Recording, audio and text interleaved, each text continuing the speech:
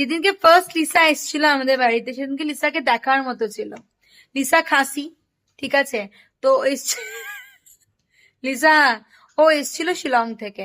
As usual ওর আদ্য প্রান্ত কেউ এখানে থাকে না, যে নিয়ে এসেছিল ওকে সে ওকে আমার অফিসের কাছাকাছি ড্রপ করে দিয়ে বেরিয়ে যাবে।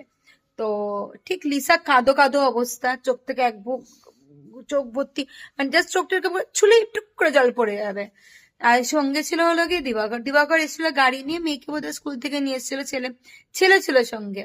তখন লিসা ঠিক গাড়িতে বসবে আর ওই আন্টিটা যাচ্ছিল না ওর সাথে, তখন এ বলছিল, आंटी आंटी आप नहीं जाओगे, आप नहीं जाओगे आंटी। সেই বল মেয়ে আজকে এই দেখা বড় উৎপাত তার, ঠিক আছে। এই ছিল লিসা দিদি, মানে লিটারালি মানে মনে হচ্ছে আরেকটু হলেই ও কেটে দেবে। চারিদিকে আমাদের জন্য ক্ষেত, কারণ বাইরে থেকে এসছে আমার ছেলে। আর এই যে এখানে এখানে ইনি, আর এদিকে আছে মা, দুজনে আমি চিৎকার শুরু করে দিয়েছিলাম। এই হচ্ছে লিসা।